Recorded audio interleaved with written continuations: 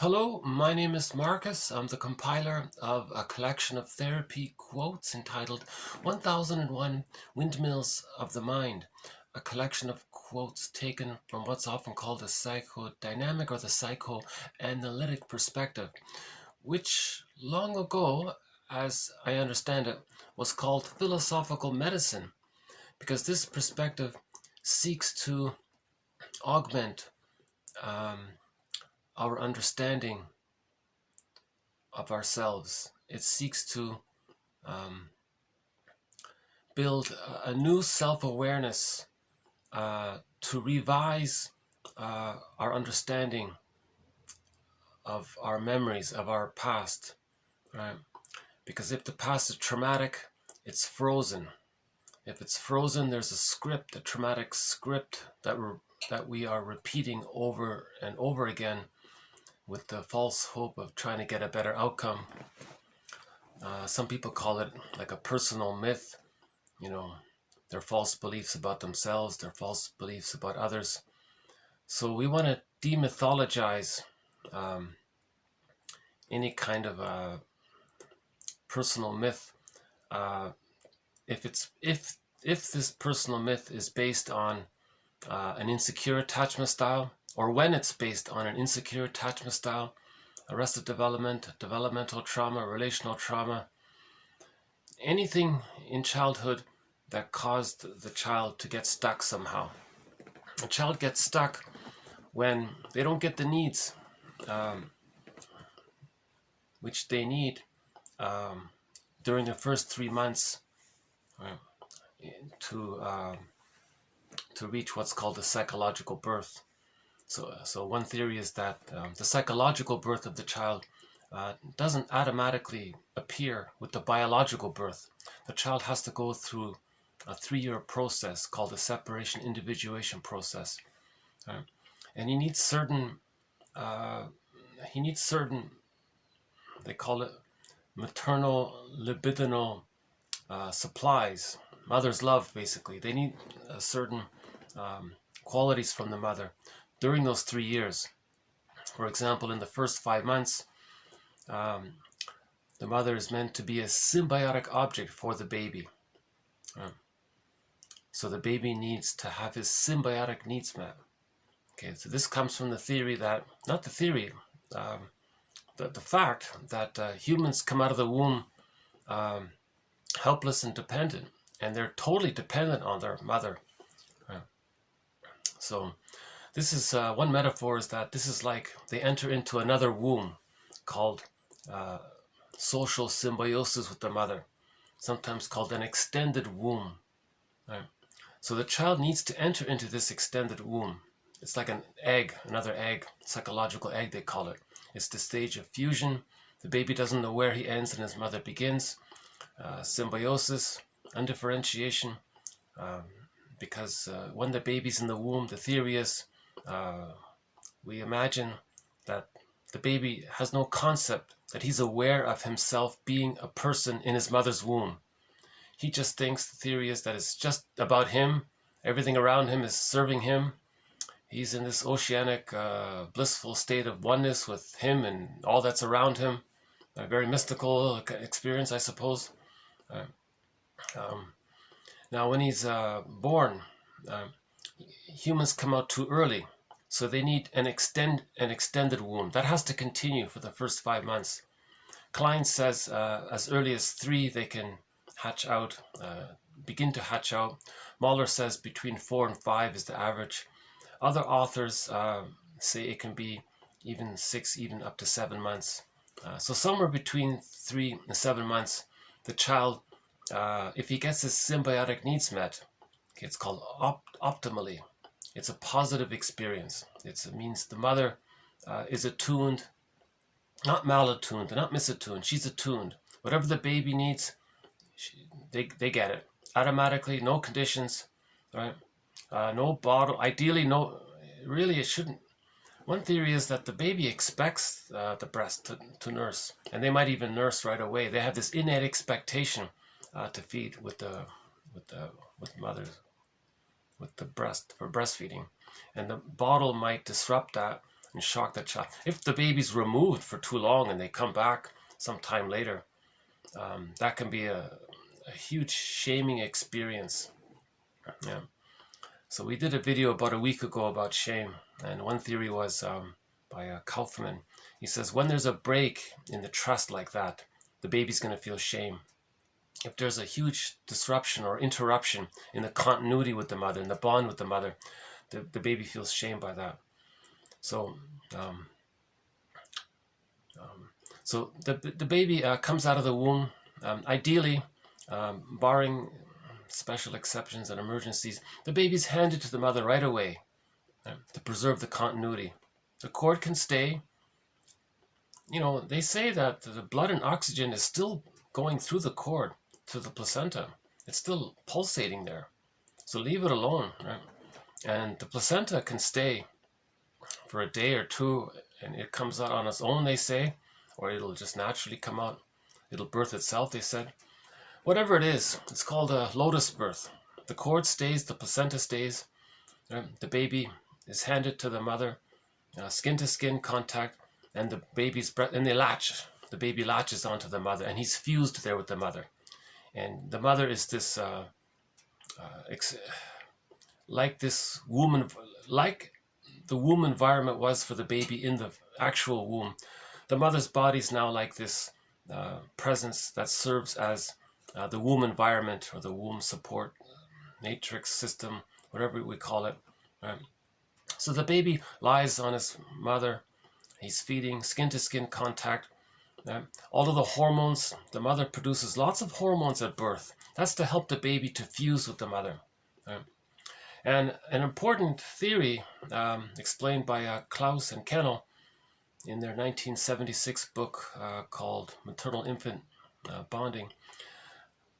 When the baby latches and bonds to the mother, thanks to the hormones that the mother produces at the moment of birth, this at the same time helps the mother to be able to be attuned and in sync, and they call it entrainment. It means attuned to the baby's needs. So whatever the baby needs, the mother understands it, and she can respond accordingly. Right? If the baby's too hot, the mother feels it. She knows it right away. The baby's not hungry, the mother doesn't force feed her or something like that. And the baby can feed whenever he wants to feed. He's the little king. He does what he wants, when he wants. The mother's unconditionally there for him, just like it was in the actual uterus. This continues for the first 5 months. It's called the extended womb, sometimes called the social womb or the social stage of social symbiosis. Right? So the king is still a little god. Right? In the womb, he was a little god. Everything served him automatically. He didn't have to make a request. The womb environment read his or her mind, so to speak, and he just supplied what he needed. Same thing in the first 5 months.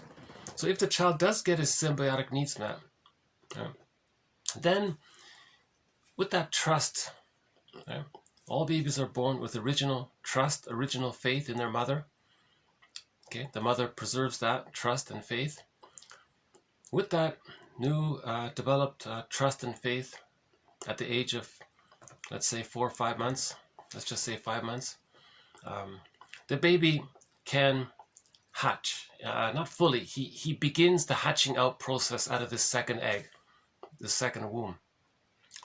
Now this hatching out process is gradual. It's not like a sudden thing like it was with the biological birth. It just took a couple of seconds.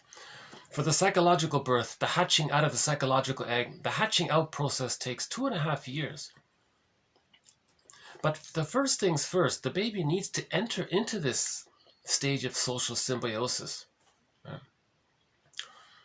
If the baby doesn't even get that, he'll be very angry.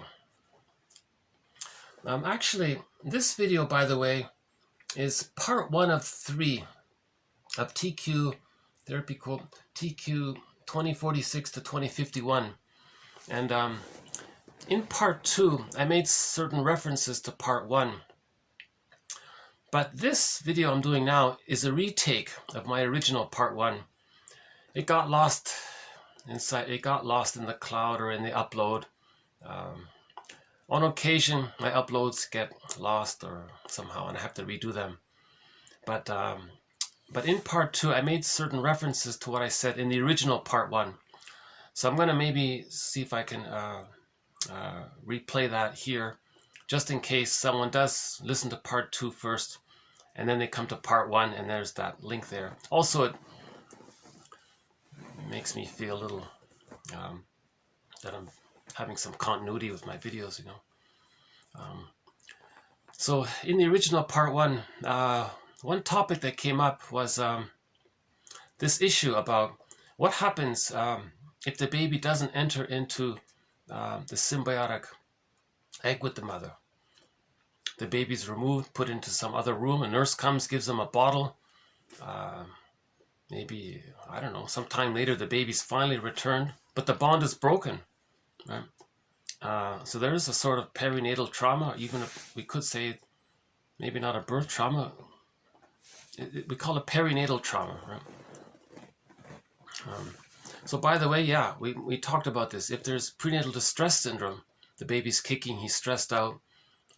The mother went to a rock concert, the baby's very stressed out, he's kicking. If the baby's kicking in the womb, one author says, that doesn't mean he's going to be a soccer star, a football star.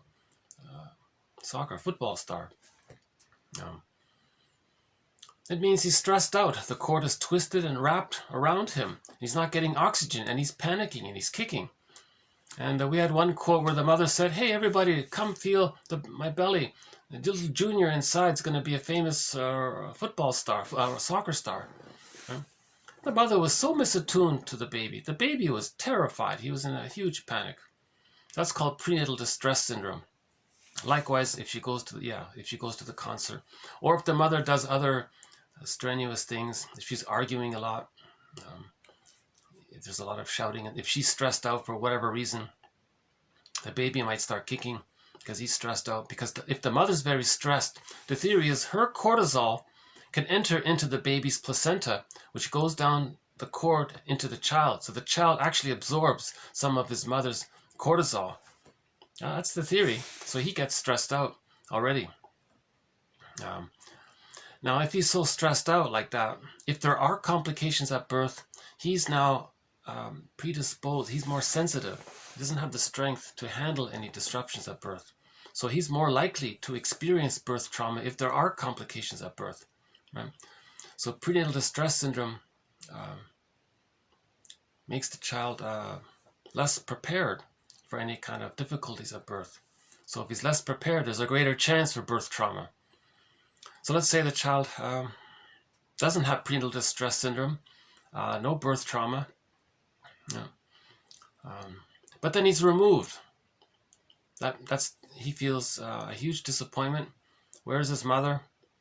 What's this bottle and the nurse in this strange room? He's terrified. He's got to be terrified by all this. So that's perinatal trauma if it happens just after the birth, let's say. So then he may not really enter into the symbiotic stage with the mother. He'll be fed, he'll survive and all that, but the child's missing something. If the child doesn't enter into the psychological egg, he doesn't get a chance to differentiate out, to know himself. So his priority in later life is to constantly frighten others, to create lackeys, to be substitute breasts. And then they are the breast. The lackey is the breast for them. But no lackey can provide what the person needed as a baby. It's past the critical time. It can't be done. But his attempt, that's the hostile, provocative attachment style, the bully pattern. He'll be rude and aggressive towards others, to frighten them, to make them dependent on them, to scare them so that they always respond to them. So a person with the bully pattern wants someone to be always responsive to them, to be attentive to them, to be fused with them. The person with the bully pattern hates the lackey, of course, because he's angry at his mother. But again, from the baby's point of view, he would rather have a frustrating relationship, a hostile, dependent, a negative union with the mother, or a frightening mother or a rejecting mother than no mother. The baby would rather have an abusive mother, let's say, than no mother. So the hostile provocative attachment style, he's going to create a negative relationship with somebody else. Right? And from his point of view, it's better than nothing.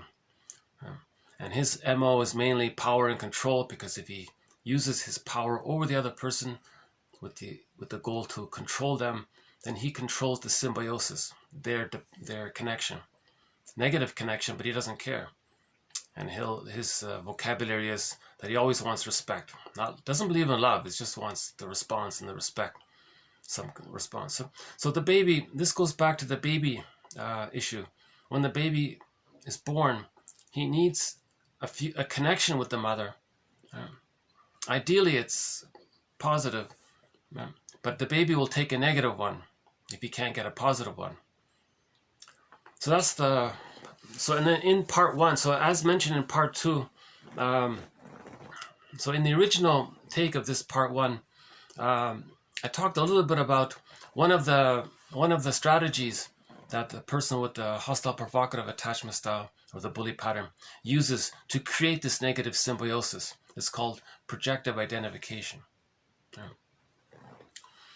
So there's a thing called projective identification. One of the threads that runs throughout this collection of quotes. Now over 2,000, by the way, 30 threads or themes or topics. Every major defense mechanism is covered, like projection and projective identification. So with projective identification, a person with the bully pattern, he has a memory of himself as being unloved, right? He didn't get his needs met, he felt unloved. So there's a little memory in there, in his mind somewhere. He'll find a non-threatening substitute other, some chance other, upper person or something, and then see his unloved self onto that person. Okay. Now, when he sees something about him in the other person, okay, the other person, the metaphor is like back in the fishing metaphor. There's a hook on the bait, right? So he has something about himself that's like the bait. He puts it in the other person. Now he feels hooked by the other person. The lackey doesn't know what's going on, but he believes that the lackey is hooking him. It's not. Yeah. He's doing something called projective identification. He's giving someone else an identity that they have some unloved quality. That's their unlovedness, which they can't admit. Now they want to own it. They want to master it. They want to have it. They want to make it alive. They want to be alive. Like they want that part of them to be alive. So they want to control the other person. If they control the other person, then they are keeping alive for the projector what they can't accept themselves. You see? So the other person is holding something about the bully, the person with the bully pattern. And then he desperately needs that connection with the person, even though he hates him, but he needs that connection. So that's the theory about why a person with the bully pattern sees something about him, his vulnerability. They always say they hate vulnerability, they hate weakness, they hate sensitivity, they hate feelings, all that. So they hate anything to do with needs or feelings and all that. So they see it on other people, right? Now, when they see it in other people, they regard that as a bait. So they're very attracted to it. Right? Then they feel hooked. Now the lackey doesn't know what's going on. Why is this person so obsessed with him? Right? So now the template for this mechanism is that when the baby comes out of the womb, he's fused with the breast mother. So Klein says the breast. It might even just be the breast for the baby at the beginning. She alternates between the breast mother and the breast. So the baby's fused with the breast, right?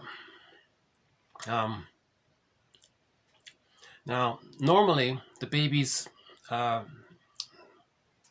whatever the baby needs, the mother senses it and supplies the need. Now, sometimes, what if the mother's misattuned? The baby's going to try to, he's going to feel distressed. So the image there is that if he's fused with the mother, then the breast should be distressed. The breast is going to feel what the baby's feeling. if the breast mother's feeling what the baby's feeling, that's meant the reply would be for the mother to sense that she's picking up the child's distress. So because she's now feeling distressed, because the child is distressed and they're fused to there and she's attuned, then she'll respond and meet the baby's needs. Now, if she's still not getting it, the baby's going to try harder and harder. It's provocative, hostile, provocative attachment style, the bully pattern. The baby's going to try harder and harder to get the mother to feel what he's feeling. You see? So that's the origin of it all. Yeah. So if the baby doesn't bond with the breast mother at birth, and he finds a lackey, he's just going to replay that. He's going to coax, push the lackey's buttons, taunt them, harass them, make them upset, try to get them to feel what the projector is feeling, with the theoretical hope that the lackey will meet their needs. He can't, it'll be misattuned. He can't be the breast mother, right? But he'll respond in some way, and he will, in the projector's fantasy, the lackey possesses what he doesn't know about himself. So there's a connection that way, you see. So in part 3, we have a quote coming up that clarifies this idea a little bit. But in the original part 1, we talked about this issue if the baby doesn't enter into the psychological egg. So let's say, and by the way, there are other personality patterns that spring forth when the baby doesn't enter into the psychological egg. The symbiotic character disorder. That's an undeveloped thread. There's not much material about that one. Now there's the closeted or the covert or the secret version of the bully pattern. So let's just temporarily call it the covert bully pattern. So this would be the unhealthy 5 on the Enneagram, the schizoid, right? The detached one. They also didn't fuse with the mother, but they're afraid to act out and try to coax someone else to fuse with them. So they give up on it. Yeah. So they're schizoidal about it. Yeah. Now they'll be attracted. Now they love watching those with the 8. So the negative. The negative. So the bully pattern, the negative pattern. That's the 8, the unhealthy 8 on the Enneagram. So the 5 will be, and there's a line there on the Enneagram between the 5 and the 8. They're linked there, right? So the 5 will be very attracted to the 8. They're hypnotized by the 8 because the 8 is doing what the 5 wish he could do, but he can't. And there was this example about somebody gave this example about some school. The principal was a 5, a schizoid, unhealthy 5 schizoid, and he was in his ivory tower, very detached, didn't care, wanted to be left alone, just read papers or something, didn't interact with people, right? Now he was tasked to hire a vice principal for the school, so he interviewed all these people. Yeah. Now one day a guy with the bully pattern applied for the job. Now consciously, no sane person would hire a belligerent, rude, crude person who's going to frighten, terrorize people, terrorize the other teachers. Then the teachers are going to take it out on the students, and the whole school will have a very negative vibe. But this principal found himself unconsciously drawn to this bully potential vice principal, because what he did was he projected his repressed hostility. He saw his repressed anger and rage onto the bully, onto the candidate there. He was interviewing the candidate. He didn't know that he was sending out his unconscious hate and anger onto the bully, seeing it in the bully. Now the bully is possessing for the principal, the principal's disowned, denied anger and hate. Now the principal looks at the guy he's interviewing, and he feels very attracted. Okay, that he planted bait into the other guy. Now, remember in fishing, the fishing metaphor, when there's a bait, there's a hook. Now the principal was hooked into that person. So maybe a part of him realized he shouldn't hire this person, but he's so emotionally, what did he call it here? I forgot what it was. The insanity of the,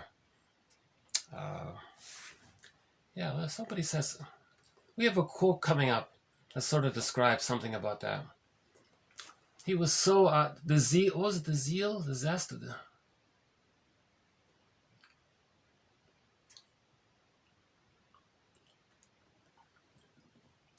well, it's in here somewhere.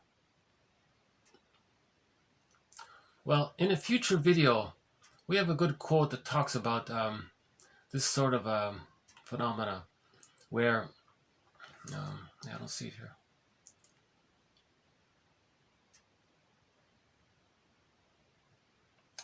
Yeah, it's too bad. That was a good one. Something about this blind zeal by the id, his own id, his unconscious anger. That was, so when something's unconscious, it's like this bag that we drag behind us. Everything's unconscious. All the energy in it, we call that the id, right? The energy in the unconscious. So the principal, his id, he was just driven by his unconscious feelings and memories and fantasies. Right? It blinded him to reason. Okay, and the principal felt hooked by the candidate. And the bully guy applying for the job is thrilled that there's a hook there. So it turned out he hired him. And that guy wasn't qualified. He was belligerent, crude, rude, shouts at people, very aggressive tone, very belligerent, shouts at other teachers, and a verbally abusive guy. And he hired him. He didn't know why. He just felt so drawn and so compelled. And of course, to deny it all, he fabricated some pseudo-logic, some rationalization to deceive himself, to not make him aware of what he did, the principal. Meaning, he doesn't want to be aware that he has unconscious hate and anger. He doesn't want to be aware that he saw it in the other person. He doesn't want to be aware that he gave the other person a kind of bait which he felt hooked by. He doesn't want to be aware of all this. It's too embarrassing. He's not qualified to be a leader. Right? So to hide all that, he creates what's called pseudo-logic, fake logic. It's called rationalization. That term means you want to appear rational. You're not. You're irrational. You're lying. But in your lie, you want to make it sound kind of rational. So this is usually convoluted, double think, a lot of jargon, a lot of fancy vocabulary, but it's incoherent. The phrases aren't in coherence with the other phrases, and a person's confused, but he is bullied by his own rationalization. Others are confused by it. Now, if others are confused and you're confused by the lie, it makes yourself and others passive, then submissive. So that's how he gets away with it, right? So he invents a lie to himself and to others why he hired that vice principal. Yeah, I forgot what it was exactly. I didn't read the whole story. No, it wasn't presented what his rationalization was. So the result was the vice principal created a very toxic environment in that school. Everybody was unhappy. But the principal stayed in his ivory tower, secretly gleeful that his number 2 guy was expressing his anger for him. Right? So, so that point was... so in part 2... Okay, so if you're hearing part 2, I think now I've sort of more or less covered what I originally covered in part 1. Meaning, in other words, there's a link between projective identification and the hostile provocative attachment style. Plus, there's a link between the 5 and the 8 on the Enneagram. Most people know this already, but just in case you're not aware of it, I think that's required reading, the Enneagram. 9 types. There's they are described from the point of view of an insecure attachment style, and they are also that's the unhealthy, and they are also described from the point of view of a secure attachment style, and it's on a range there. So yeah.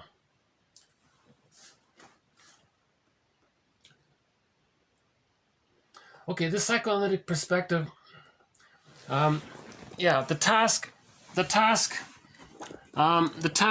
is to come to a new awareness, a revised story of our failed yearnings and thwarted needs, strivings, both conscious and unconscious, and ultimately to demythologize our neurosis. Okay, so we want to demythologize our personal neurosis, our myth, personal myth, if it's a neurosis. So yeah, so the baby. So back to the Margaret Muller psychological birth. So the first 5 months is the stage of social symbiosis. If the child doesn't get it, the personality pattern that springs forth is the bully pattern, because he's trying to still get the breast. He's going to force someone else to be the symbolic breast for them.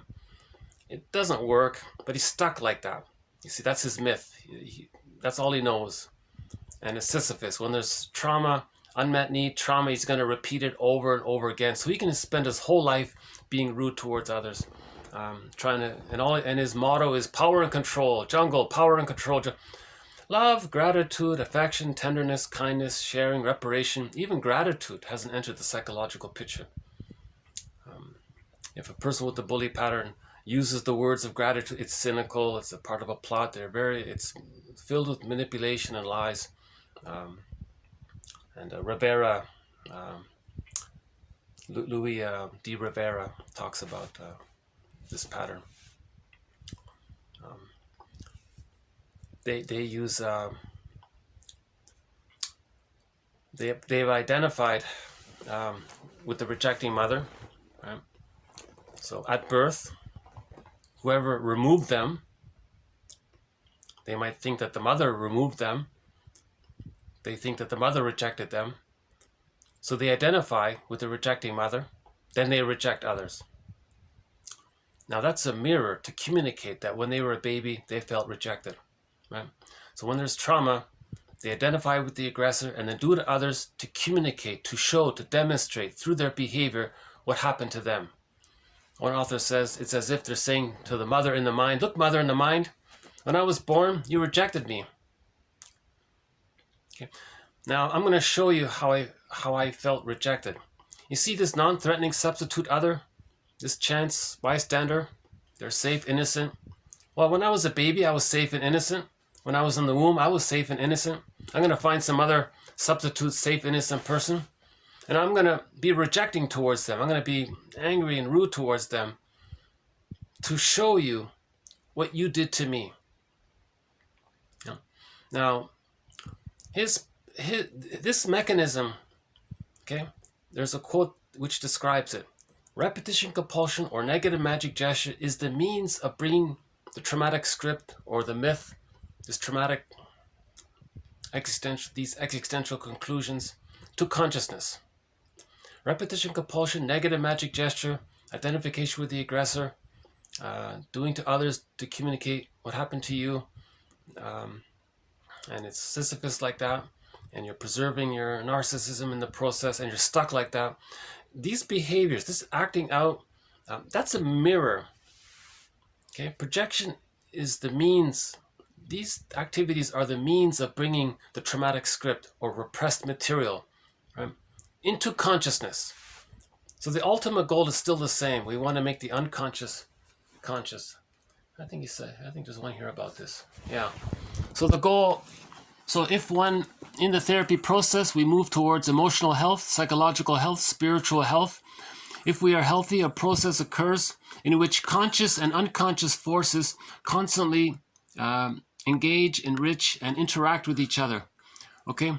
Now, if we don't have this back and forth between the conscious and the unconscious, this dialogue between our inner child and our adult mind, then we're stuck, frozen in neurosis. Right?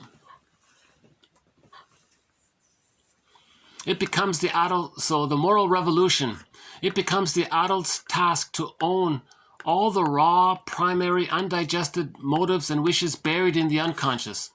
Hans Lowald takes the client's unconscious lack of accountability or self-awareness about himself and towards others, and brings it front and center as his quest, as the client's quest, to make it the client's quest to be a more moral being, okay? Self-compassion, compassion for others, and in the process come to own his history, So the psychoanalytic process is to help a person own their narrative, to find their narrative. So much of their narrative is in the bag, it's in the unconscious, it's repressed. Make it conscious. Now we own the narrative, we calm down. Okay, it's like ghosts, and we want to witness it, give constructive augmentation to our memories. The ghosts feel seen, they come down, the ghosts become ancestors. So in the story of Orestes, the Furies became the gentle ones. Now, the Furies is a symbol or a metaphor. Again, myths are metaphors for internal dynamics. So the Furies, the symbol, the metaphor, represents the persecutory anxiety of how the baby felt when he was removed from the mother, or misattuned or malattuned by the mother. He felt persecutory anxiety, abandonment, depression. It resembles that painting, The Scream, by Edward Munch.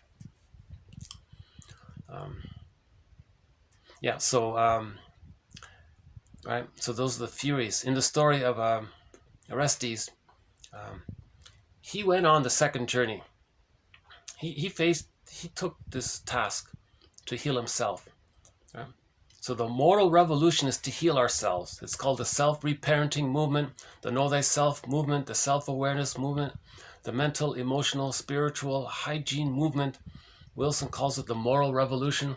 Lowald also talks about it being a kind of moral revolution, personal moral revolution, to have self-empathy for yourself. We want to heal the inner child. Yeah. So in the story of Orestes, he went on that quest to find differentiation. Even though he didn't get the love from the mother to find himself, he still went on the journey to find himself, right? Like in the Odyssey, Odysseus went on that long, difficult journey to find his inner home, Ithaca, his feeling self, Penelope. He wants to reconnect with himself. That whole epic journey of the Odyssey, that's all internal. That's all a symbol for an internal journey to be reunited with our feeling self. Penelope is a symbol for the feminine principle, that's the feeling self. Right? So Orestes went on this journey. He faced the persecutory anxiety, right? In the Odyssey, he faced all sorts of temptations. Remember the sirens, the temptations, right? The offers to give up, Lotus Land and Circe and the Calypso. Oh, don't bother. You know, he had all these temptations. Right? So there's persecutory anxiety and temptations. Orestes and Odysseus faced these temptations and the persecutory anxiety. Okay.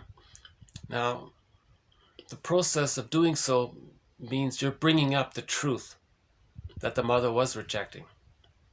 Okay. When you do that, okay, now the metaphor is, in the story of Orestes, there's a courtroom scene. Okay. Orestes wants to find his psychological birth, but he never had the love to do so. So he faced the two sides of the mother, that she was partly loving, okay, and the awareness that, you know, she didn't mean to be frustrating. She would have been more loving if she could have, but she didn't because she was stuck with her problems. So there were the two sides. The mother was partly loving, would have been, could have been, would like to have been more loving. It's one side. Understanding, forgiveness, there's one side. The other side is the reality that she was frustrating. Now, if you can look at those two sides and hold it, right? Synthesize it somehow, bring it together somehow, hold it somehow. Woodman calls it holding the tension of the opposites, right? The love and, okay, if you can get to that place, that's symbolized in the courtroom scene where half said yes, half said no. So the split light, that's healing the splits, right? So we're facing the unconscious ambivalence. Okay. So it's this verdict of reality that makes the work of mourning so difficult. Okay. The reality was the mother was very frustrating, but we denied it. So we brought it up, faced the two sides. Okay, now we got a concept of the mother as a person. So we healed the splits. Now, a concept of the mother in our memory system is that she's whole now. She's an ordinary person, partly loving, partly frustrating, and we can accept it. That's the key there. Can we accept the two sides of the mother? Once we do that, that's like a circle. Metaphor is a pillow. There's a key under the pillow. Okay, Robert Bly's metaphor. You look for the key under the pillow. Okay, so Robert Bly's metaphor is that from the story Iron John, every child loses their true self, their potentialities, their golden ball. It gets put into this bag in the unconscious. It's in a cage. The cage is locked. You need the key. Where's the key? It's under mother's pillow. Where's mother's pillow? There is none. We have to make it. How do we make it? You got to see the two sides. When you do see the two sides, that's the pillow. You find the key under the pillow. Then you unlock the cage. You get the golden ball. Then you find your differentiation. Now you're connected to yourself. You find your I, your ontological self. So you achieved your psychological birth by getting back your golden ball. But remember, the golden ball is locked in a cage.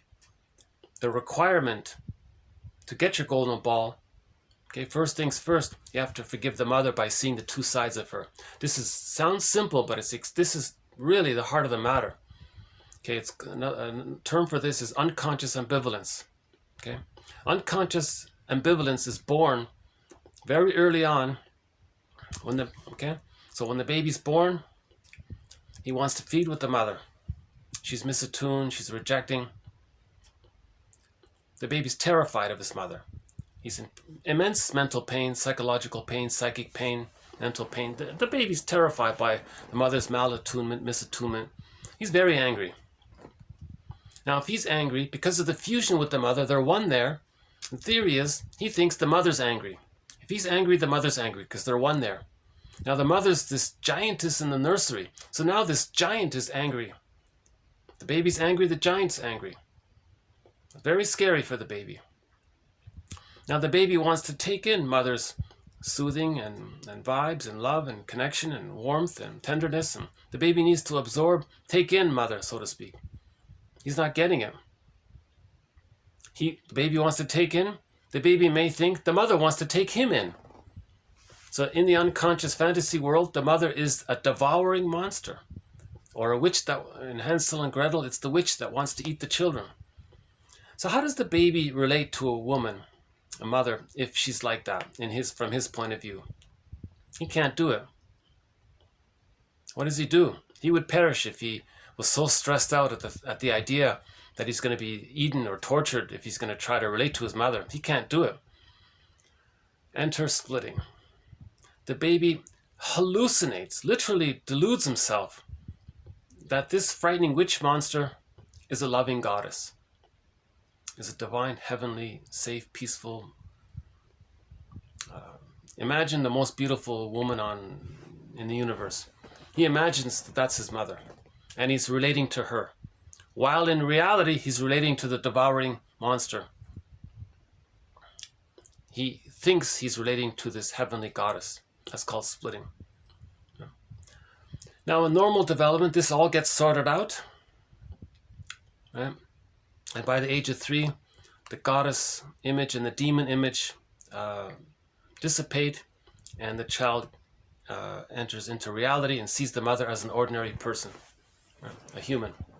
Pillow, human. Humans use pillows. But if the mother is chronically misattuned, chronically malattuned, and so on, or unavailable, her love's not available, she didn't get the hormones. She had the hormones, but she lost them when the baby was removed. The baby was returned, she lost the hormones. Now she doesn't know how to be attuned. Right? It can happen like that. And if the mother continues to be misattuned, then the child still uses splitting. Then after the age of 3, in his internal working model, okay, he's still using the memory of his mother as being either a fantasized goddess or a devouring monster. Right?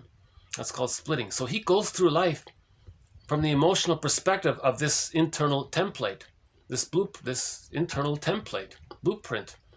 That leads to idealized thinking, devaluing things. Strong, that prejudice comes from there. All good, all us and them thinking, this is all good, this is all bad. 1 minute the great, so greatest, the next so rotten. They quickly, it's either or thinking. Now, when they choose one side, they deny the other side. Right? You see, the baby, when the baby creates an image of the goddess, he denies, the one side is denied.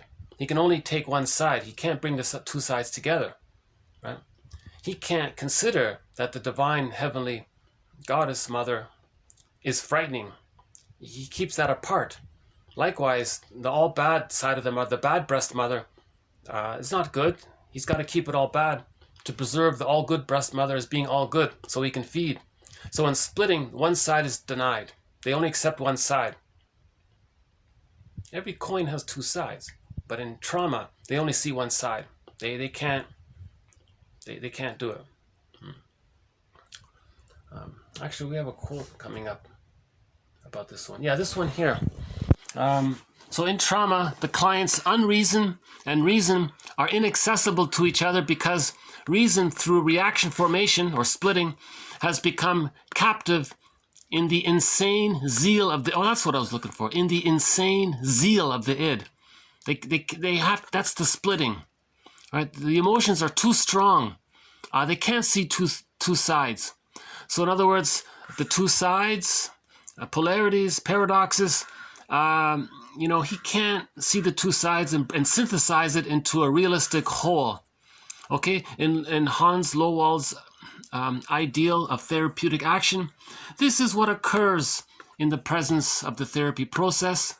Okay, now this synthesis and integration and owning what we disowned and healing the splits, usually we call this, quote, maturity, right?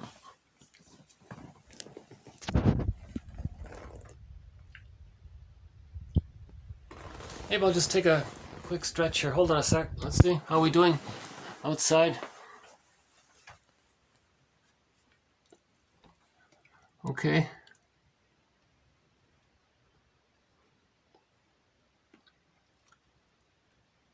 Maybe 1 or 2 degrees out there.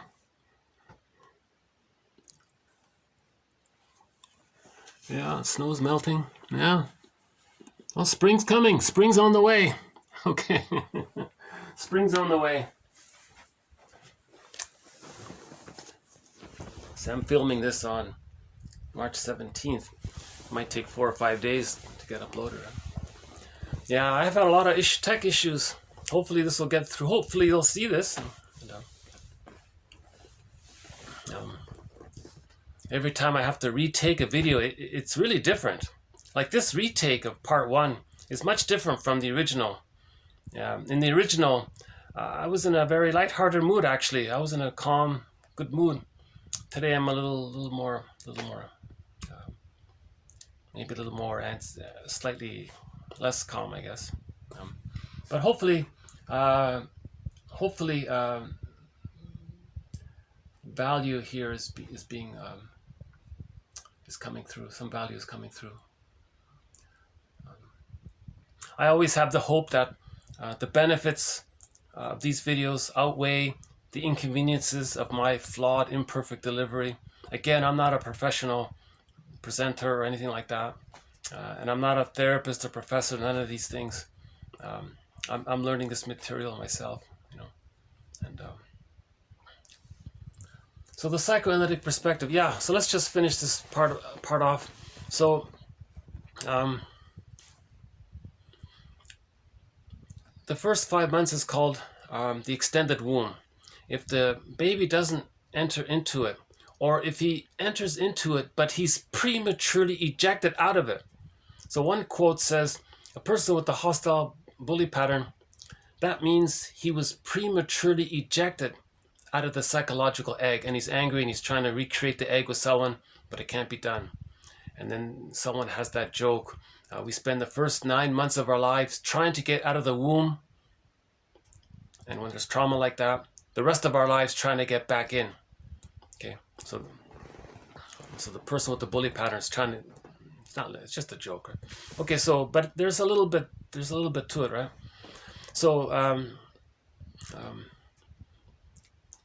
okay, so if the baby doesn't enter into the symbiosis with the mother, or they're prematurely ejected out, that can lead to a variety of personality patterns. The hostile provocative style, or the bully pattern, the schizoid version of it, the unhealthy 5, right? Now, a more dramatic, even more traumatized version of that schizoid one is the Iago character. They don't even bother with the bully pattern, and they don't even take vicarious enjoyment in the bully pattern. All they have is envy. So Iago, what does he do? He thinks he's no good and everyone else is no good. Very nihilist, right? His philosophy. So he spreads rumors to get everyone against themselves, because all he has is envy. So that's the Iago character. That's one of our threads. It's one of the most difficult threads to present Iago character. In the comic book psychoanalysis, there is some reference to the Iago pattern in this comic book psychoanalysis. The character Freddy. So again, in 1955, this comic came out called Psychoanalysis, Tales of Inner Turmoil, People Searching for Peace of Mind Through Psychoanalysis. There were 4 issues put out. Now, 2 years ago, they dug them up and reprinted them into this book, also available online through the publisher Dark Horse Publishing for only $20, a great value. This is educational. They present, all in all throughout, they present 12 therapy sessions, roughly 3 per issue. So the result is that there are 4 therapy sessions with Freddie, 3 with Ellen, and 5 with Mark. And that Freddie one, he was on the way to becoming an Iago character. Yeah. Ellen had unconscious guilt, and Mark, he was the Don Juan womanizer. He's a good example of what people call toxic masculinity. He rejects the feelings. And there are therapy sessions for these 3 clients, fictional clients, of course.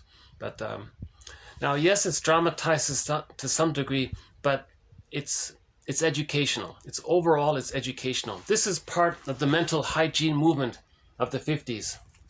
And because they reprinted it, the mental hygiene movement continues. Right?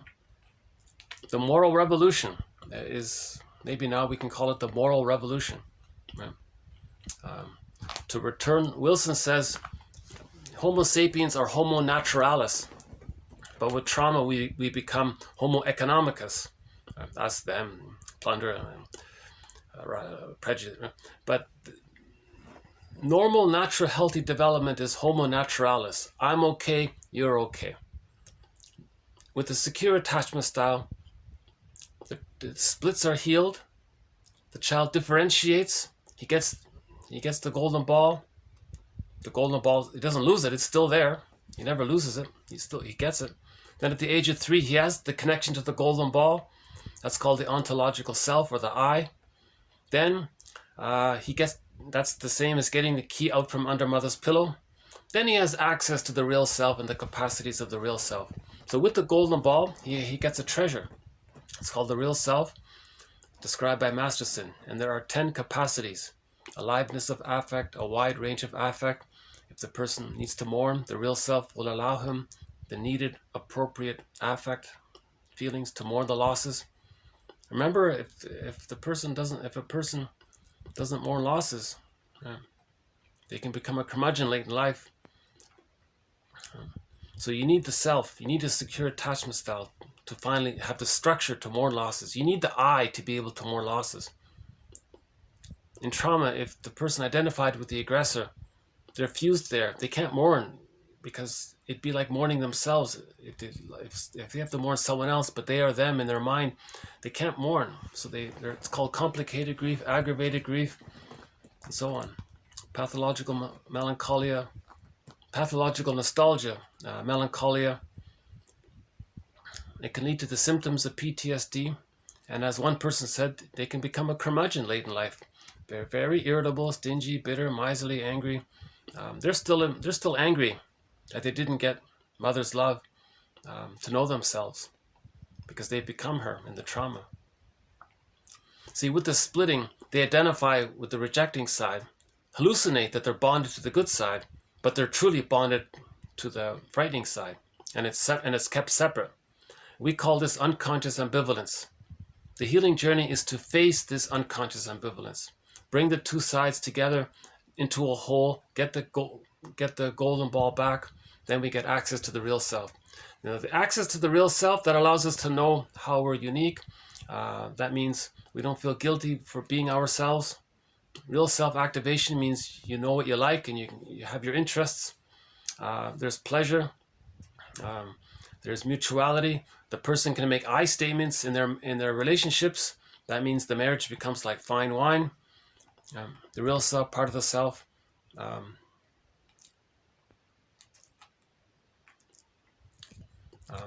allows the maintenance of I'm okay, you're okay by making I statements. The real self, part of the self, allows the person to know what they like, to be able to mourn, to feel joy, the serene, inexhaustible fullness of being.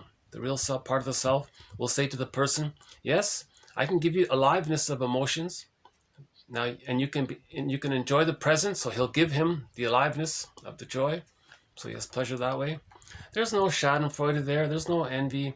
There's no feelings of guilt that you're going to betray your mother. There's no pathological personal myth that he's still repeating and stuck in. So that's the first 5 months here. Okay. Okay, I'll finish this part and we'll move on. So the first 5 months, that's the stage of social symbiosis. Let's say the child does get his needs met. Great. He fuses with the mother. What if he fuses with the mother, but it's a negative fusion and he can't get out? He's supposed to get out between 3 and 7 months, but he can't get out because it's too negative. He's fused, but it's negative. That's the narcissistic pattern. To cope with that pain, he identifies with the aggressor, sees his unloved, shamed self onto others, and then shames others to communicate to his mother in the mind that when he was a baby, that he didn't like how he felt shamed by her. And that's how he's trying to metaphorically show her up, so to speak. He's angry at her, so he's trying to show her up. Look world, look mother in the mind, look to himself. He's demonstrating how he was treated. He's showing himself, others, anybody, how he was treated. He's trying to show how he was treated. He's trying to demonstrate through his actions what happened to him so that he can become aware of it. So his negative behavior is to help that's like looking at a mirror for him to see how he was treated. He's treating others the way he was treated, and that's a mirror for him to know how he was treated. So that's the narcissistic pattern, right? Always putting others down, negative humor, dark humor, cynicism. Right? Now, they're not necessarily belligerent like the bully pattern, because the bully pattern, they're looking for this negative symbiosis. The narcissistic pattern has the negative symbiosis, but they can't get out. Now, the BPD, interestingly enough, is a fusion of the two. I'm calling it the Swiss cheese narcissistic pattern. They flip back and forth between the two, and that's why it's so chaotic. Yeah. Okay, there's the closet narcissistic pattern, where they're detached. They're schizoidal about their narcissism, and then through their vicarious identification with those who are more exhibitionistic in their grandiosity, thinking they're so important, everything's about them, and they're drawn to them. The hook, remember the hook metaphor? Right? The closet narcissistic pattern, the person with the closet narcissistic pattern has a denied wish to display their arrogance and entitlement, but they're afraid to. They see someone else who does it. That's like the bait in that person. That's a hook. Now they feel very drawn to it. Right? Okay, let's say, now related to this is called infantile megalomania. Up until the age of 18 months, all babies have infantile megalomania, or primary narcissism. If the true self is squelched, the golden ball's in the bag, all he has left is the grandiose part self. All babies think they're a little god. Everything's about them. So if they lose the true feelings, all they have left is that thought that everything's about them. Now they're fused with the omnipotent, powerful mother image, okay, and they're fused there. So that's why the narcissistic pattern, those with it think that they're so important and everything is about them. Yeah. And they can be stuck like that. They can spend the rest of their life. The story of Mark describes the narcissistic pattern. I highly recommend this comic. This is a crash course in psychoanalysis. In just maybe 2 hours, you'll get an excellent, this is the best introduction to psychoanalysis right here. In just 2 hours, 2-3 hours, let's say. This is the best thing there is as an introduction. It talks about transference and projection and family systems theory and repetition compulsion, dream interpretation. It's jam-packed. This is awesome. I can't help but I keep thinking, every year a book should have come out. Wouldn't it be great if every year one of these books come out? Because there's 12 sessions in a book, right? For a year. So 1955 they had 12 sessions. That's roughly one a month. We need one of these every year. And everybody, I make it available for everybody. Then they have the option to have to study the therapy process. And this really will stimulate people to be interested in psychoanalysis. We can have huge advancements with it. So it's great that this has been republished. And still valid today as it was back then. It's like, actually, this stuff's been going on for 10,000 years. This idea of the unconscious. Yeah. Okay, so let's say the baby gets his symbiotic needs. He begins to hatch out. He's in so that's between birth and 5 months. Between 5 months and 18 months. Okay, he still has the narcissism, meaning everything's about him, but that's okay. During that time, that's called the stage of mirroring. Now, the baby sees that the mother is delighted in their emerging discoveries and emergence of them being themselves. That's great. Then he loses his narcissism at 18 months. Then between 18 months and 36 months, he's much more of an explorer. Yeah. And when he returns to his mother for emotional refueling, she does what's called communicative matching. Right? Improv. She shares reality knowledge to support the child's discoveries and helps the child. Then the child gets the idea that he has permission to be himself. Right? Because what some mothers do during that stage is that it really sinks in for the mother. Wait a minute. If I teach this kid all these things, they're going to know more than I do. They're going to know them. They're not going to need me. Some mothers panic and sabotage it. Then the child feels punished for his discoveries. He feels sad. Then the mother gives the baby, the little child, the toddler, chicken soup. And then he's rewarded. So he gets mother's love when he's defeated after the rejection of his efforts. That leads to the codependent pattern. Because in the codependent pattern, they're still holding on to the original I'm not okay, you're okay mindset. All babies begin with I'm not okay, you're okay. The narcissistic pattern gives that up. They just identify with the aggressor and they say that they're okay and others are not okay. Now again, when they say that others are not okay, they're talking about themselves seen onto others. But the codependent pattern, they got enough love to pass the 18 months. So they still hold on to the I'm not okay, you're okay. So they're the helpers, they're pleasers, caretakers. They use what's called sweet lemons or the clingers. A lot of hope. Love and gratitude have partially entered the psychological picture, but they're still childlike in the sense that they're looking for a strong other to help them complete the process. Yeah. So there's the codependent pattern between 18 months and 36 months. So let's say during that time the child does get some kind of play with the parents, creative, positive play, cooperative play, educational play. Then the child at 18 months, at the age of 36 months roughly, all of those memories make him feel, aha, okay, he has enough memories. He's got enough love. We played that song, Enough Love, sung by Dan McCafferty, Enough Love. And he got enough love. It's a part of him now. Okay?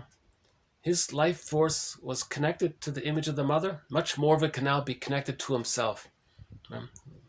Now, that's kind of like getting the golden ball is there kind of thing. So that's called the I. He has the I. When he has the I, okay, that's the I is the byproduct of whole object relations. The self, he has a self-differentiation, and the mother is an ordinary person. It's, I'm okay, you're okay. Right? That's normal, natural, healthy development. Now, if a baby doesn't get this, at some point in a person's life, they have to look at this, be their own caring witness, and as Charles Berg says, unpick those threads of that traumatic script and weave a new, healthier script. Yeah. So the psychoanalytic perspective is about being conscious of the traumatic script, realizing that that was in the past, that the present is different, and we start to make healthier, better choices.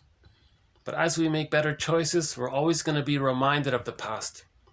So Masterson's axiom is important. He says self-activation triggers the memories of the Furies. And then when you have lots of anxiety, you do something to soothe yourself.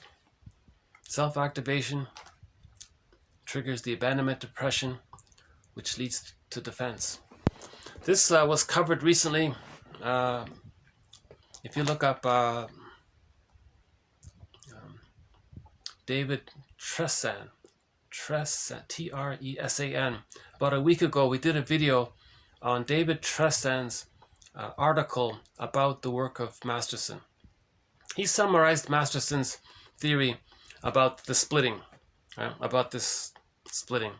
Masterson has a model around this splitting, and where the person processes everything between the two sides. One he accepts, the other he denies. Then he flips it around. When he flips it around, he accepts that side and rejects the other side. Double thinking can come from there. And he's oscillating back and forth like that. And that prevents access to the self. The splitting prevents the golden ball. The splitting prevents mourning, the real self, knowing themselves, pleasure, joy. Splitting is huge. If a person is still using splitting, coming from the emotionality through their unconscious fantasies of goddess and demon, right? Either or thinking, they can't see projection, they don't understand reaction formation, they don't understand repetition compulsion. They can't, if they're still using splitting and hiding it with, cloaking it over with lies to bury it, that means, they might feel existential anxiety at around midlife, thinking something's missing. That's good. Right? Then they begin the second journey. Okay? So Chinen calls it the second journey. Another excellent resource is Alan Chinen's 4 books. Once Upon a Midlife, In the Ever After, Beyond the Hero, and Beyond the Princess. But that book there called Beyond the Princess is called Waking the World. These 4 books provide 50 psychological commentaries on 50 middle tales, fairy tales that describe the second journey, what Joseph Campbell calls the hero's journey, meaning we heal ourselves. So the hero's journey or the second journey means we heal our memories. We heal the inner child. Okay, so you listen to that. We played that song "Voices" by the rock band Cheap Trick. That's quite a good song, actually. He says that the first line of that song is, "You never knew what you were looking for until you heard the voices of your inner child." Meaning, we're looking for ourselves. We're looking to be connected to ourselves. What are we looking for? We're looking for ourselves, like the golden ball. So first you got to connect to your wounded inner child. And in that song, you want to have a daily dialogue with him. Right? So that's what he said there. You want a back and forth between the unconscious and the conscious and the unconscious, right? So that's the opposites there, right? Yeah. The alternative is that we're frozen in neurosis. Frozen in neurosis. The symbol for that is Sisyphus. We're doing something dysfunctional over and over again like Sisyphus. So we want to heal Sisyphus. The psycho... Oh, still okay. Okay, so in the Odyssey, when Odysseus went into that hell scene, meaning the hell scene is a symbol for the unconscious, the repression, the bag, he saw Sisyphus in the bag. When Odysseus looked into Sisyphus's face, it was his face. That's a symbol for how each person might be doing some repetitive thing over and over again. Maybe it's the narcissistic pattern. The narcissistic pattern. The main emotions are hate, greed, envy, spite, vindictiveness, and schadenfreude. And they're stuck like that. Where's the affection? Where's the tenderness? Where's the gratitude and making reparation? They can't see the other. Okay? Because the narcissistic pattern, in this example, is back to the babyhood time. Up until the age of 18 months, they thought they were a little god. Everything was about them. In the narcissistic pattern, they're stuck like that. So they're still trying to get in, hence all the greed and the envy. Right? Love and gratitude haven't really entered the psychological picture. Now, I know Karen Horney would interject and say, well, you can't generalize like this, you don't know. Read that book, Love Languages, or something like that. Karen Horney is one of our mentors, by the way. I think I mentioned it in part 2. This collection of quotes, 1001 Windmills of the Mind, has sort of three tones to it. When we bring up Karen Horney's work, one of our mentors, she's the very compassionate, humanitarian, positive side of it all. Yeah. In today's, I'll do it in part 3. In part 3, we'll bring up some of Bergler's quotes. He's sort of the gutsy side of this collection. And Masterson is sort of the leader of the mind side of this collection.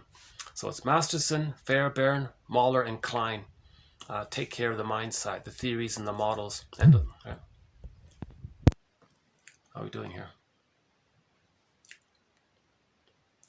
Why don't I just take another little stretch here? Okay, how are we doing here?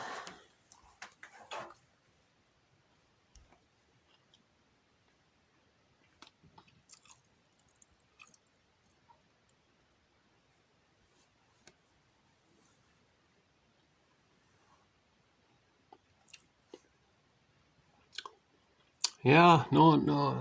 The birds are quiet today. Maybe you'll see the birds next time.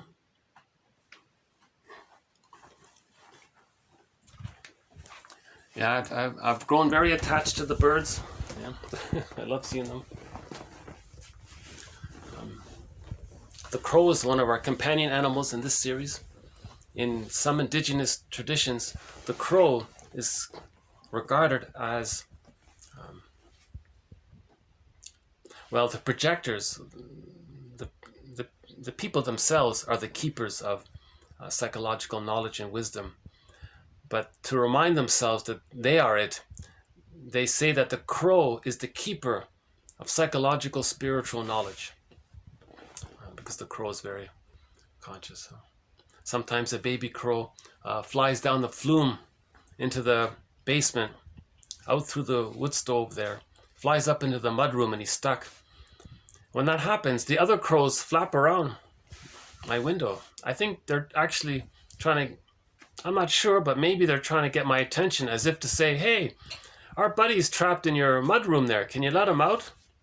Sure enough, when I open the door, the little bird flies out, and his buddies join him, and they all fly off into the sunset. So the crow, the blue jay, the fox, the mosquito, the heron, the loons, and the Canada geese, and the seal are sort of the other companion animals. And we'll be adding some more.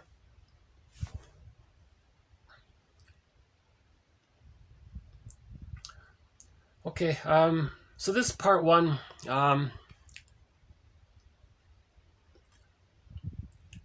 Maybe we can start in on some of the quotes then. What do you think? All right, we'll do some of the quotes. So this is from one of our mentors, Edmund Burglar.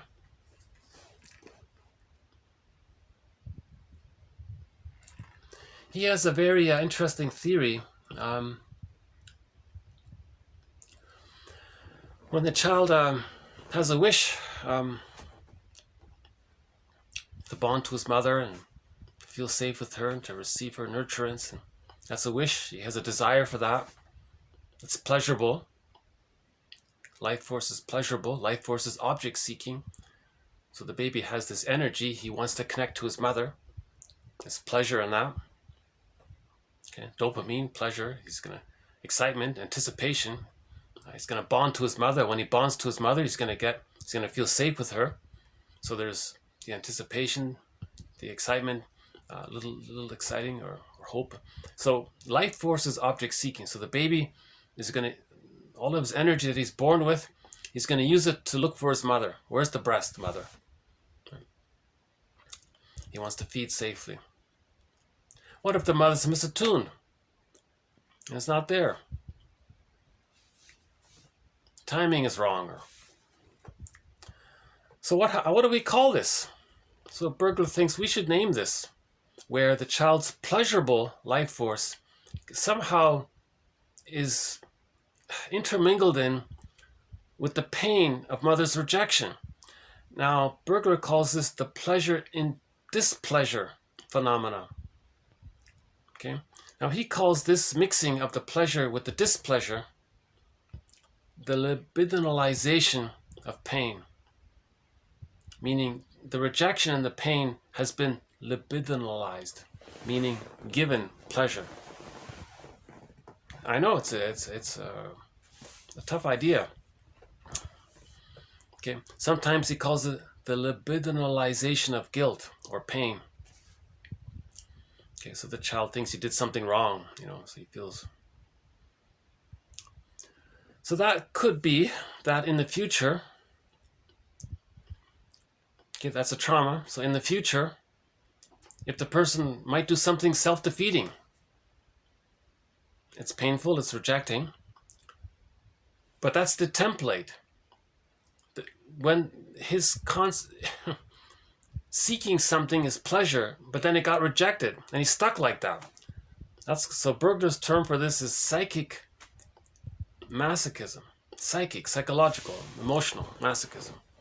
So if somebody's doing something very defeating all the time, they're sabotaging their relationships or opportunities or choosing the wrong people or always wanting to be disappointed.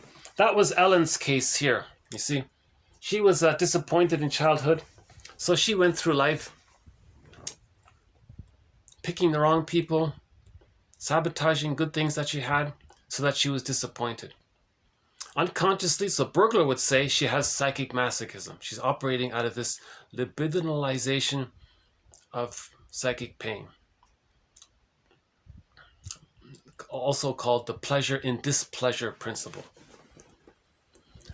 Right? So Burglar says everybody has this to some degree or another. It's a question of degree. If it's mild, maybe it's, you have lots of positive experiences afterwards. You don't really notice it. It doesn't bother you. It might be very mild or hardly noticeable. So it ranges from mild to very disturbing, I guess. Troublesome, right? People who...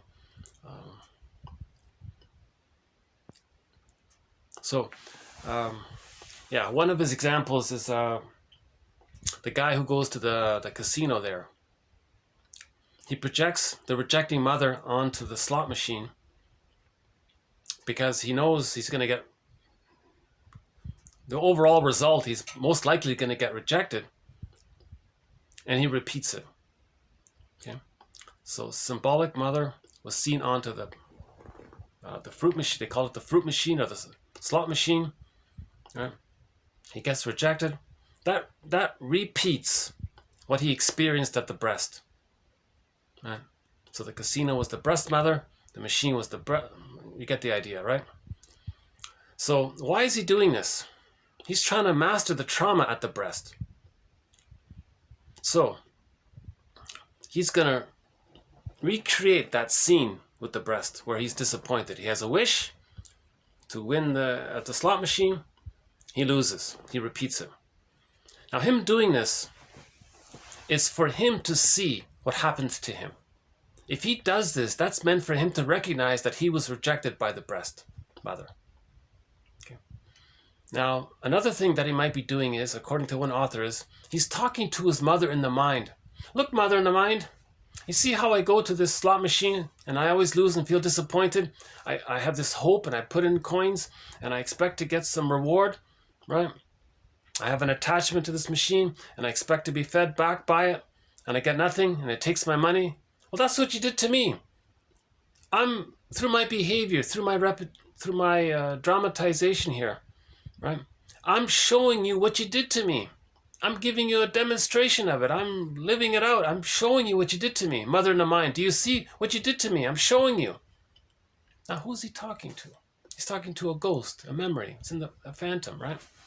That's sort of his positive intention. He's trying to express his anger at his mother by showing how absurd she was. You see, mother, this is so absurd. I'm showing how you're like this refusing slot machine. You're like this cold machine that rejected me.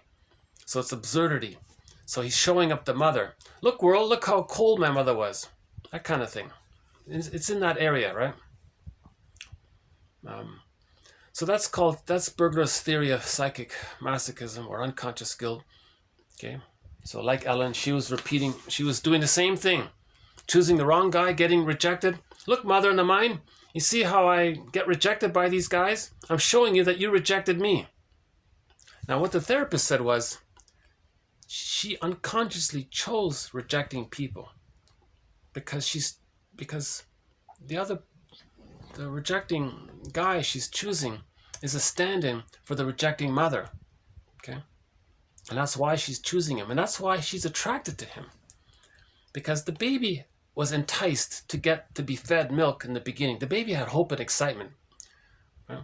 So you replay that in the grown-up version.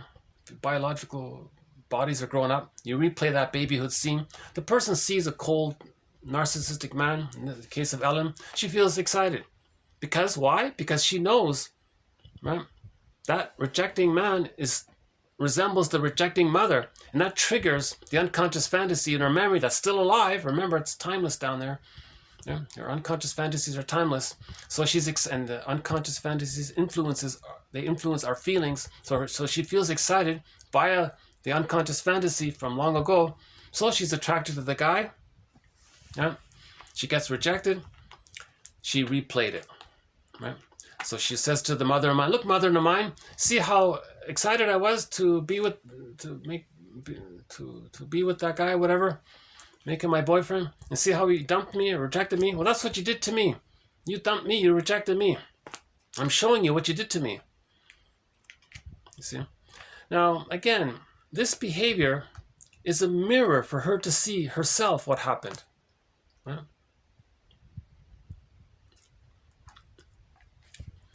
Because obviously the mother in the mind is not going to fly out of the, let's say Ellen there. The mother in the mind is not going to fly out of her head, travel to wherever the mother is, get her to realize it, pick up the phone and apologize and things can change things. It's not going to happen. Nor are they going to travel back in a time machine and redo the past and travel back and be healed. It can't be done.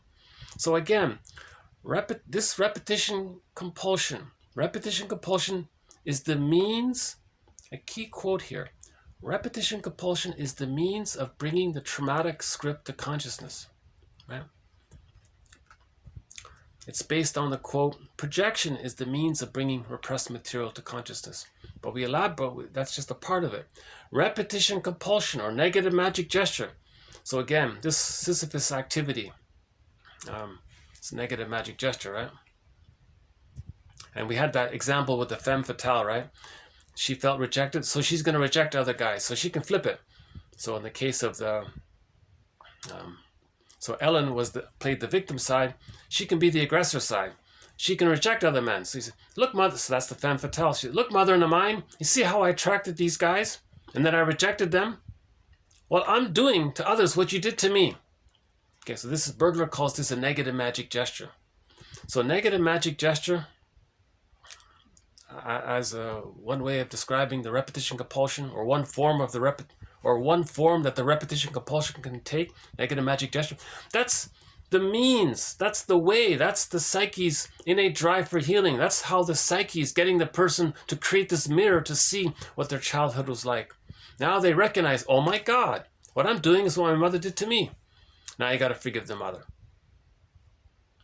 Difficult, because to forgive the mother, in the process of doing so, you're going to realize that the truth is you might be very angry at her.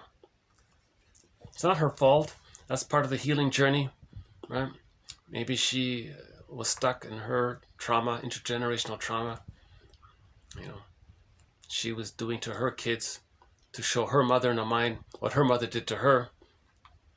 Or the mother parentified the child to see if the child can be a surrogate mother for them out of her desperation. Remember, it's that panic zeal. What did he say here? That's a new quote we came up today. Something about the zeal. What was it again? This one about what was it again?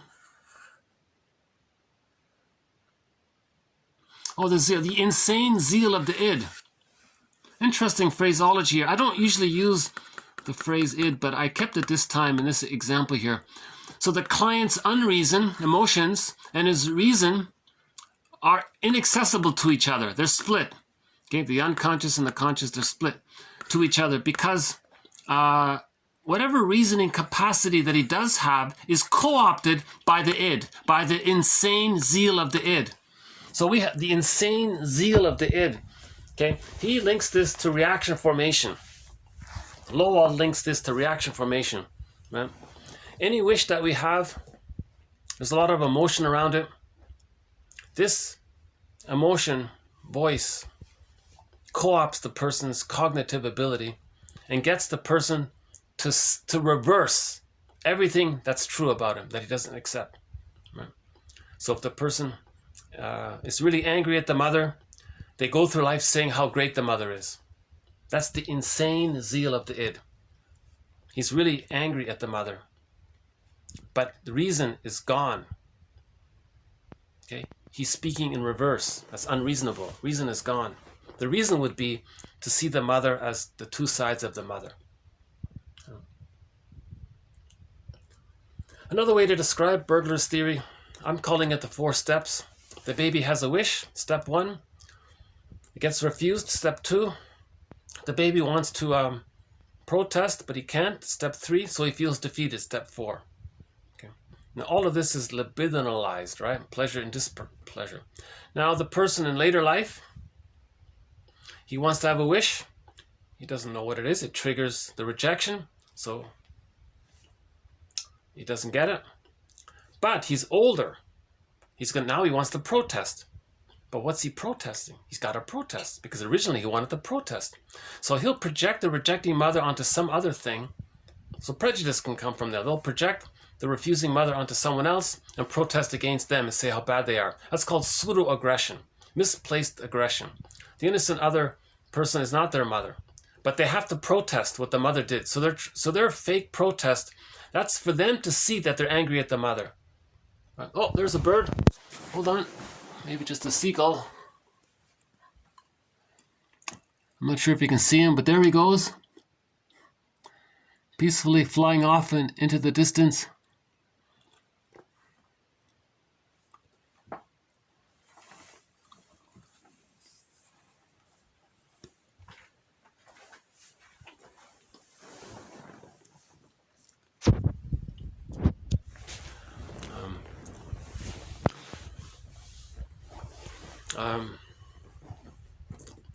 I'm just talking to myself now. Where was I? You know, that sometimes happens. But,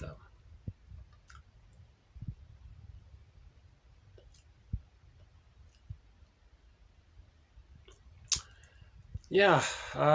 Yeah, I'm having a little off day today, so I lost my train of thought there for a minute. But I'll see if I can pick up on it later on.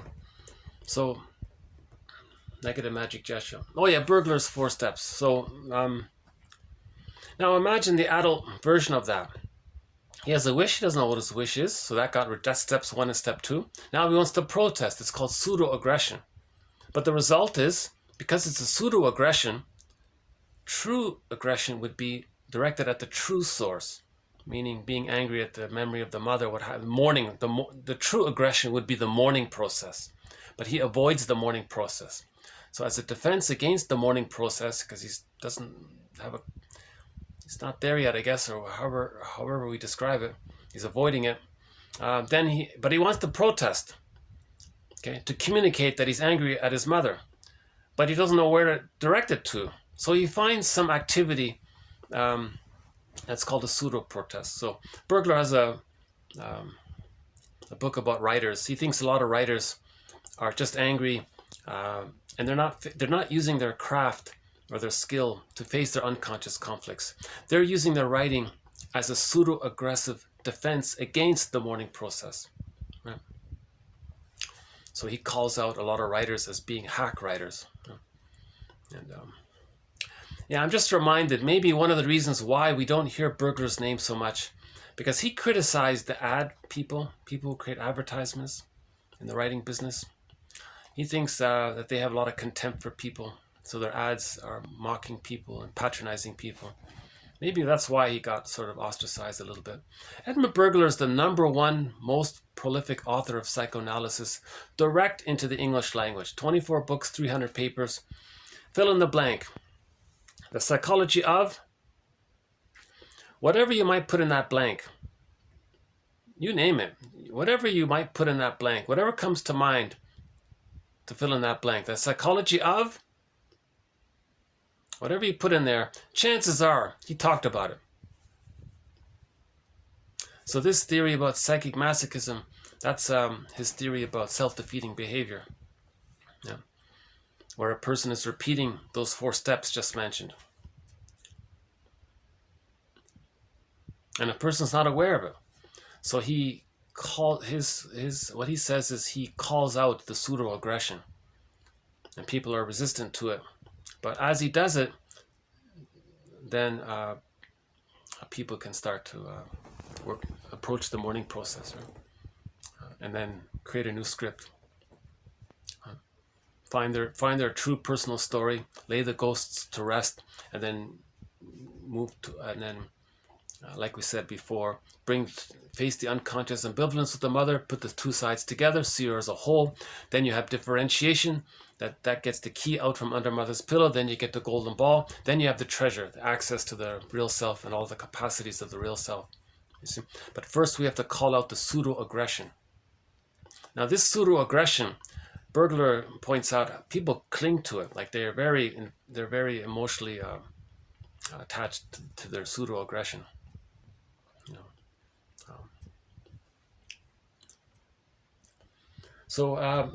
Burglar writes very directly, and so maybe what I'll do is I'll just keep talking until this video runs out, and then I'll finish up in part 3. All right. Okay, so let's begin then with the TQ 2046. It's in several parts. So let's just see what we can do here. Okay. So only if the first one here, only if the inner balance between inner wishes, okay, including the resulting defenses against them, and the inner disappointment for them, only if it's disturbed does the neurotic seek help. Right? In other words, as long as the neurotic, right, dysfunctional living, anybody, right? As long as the neurotic, it can be mild, it can be severe. Okay, it's a very general term here.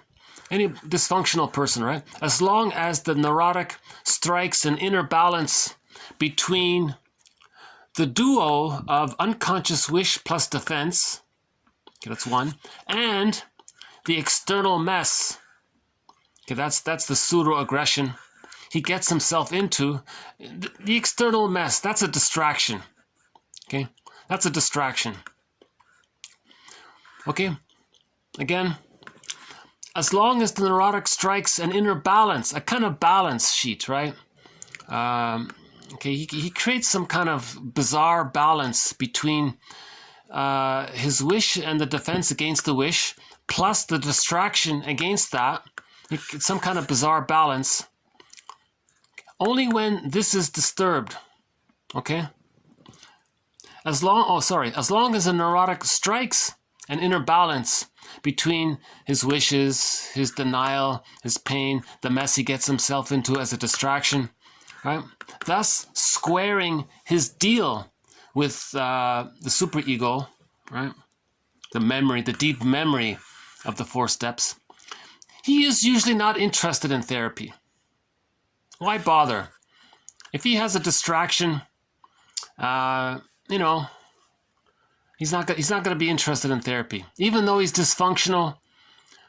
But if nobody calls him out on it, and he maintains that sort of bizarre balance there, even though it hurts others, he doesn't care if as long as he's maintaining this kind of compromise here, right? The simple fact that a client consults us voluntarily means that his inner balance is disturbed and therefore amenable to therapy. So if a person with a narcissistic pattern, for example, he doesn't want to face that he doesn't want to face the unconscious ambivalence, the splitting. He identified with the aggressor. He doesn't have his golden ball. All he does is put others down. So how does he strike a balance?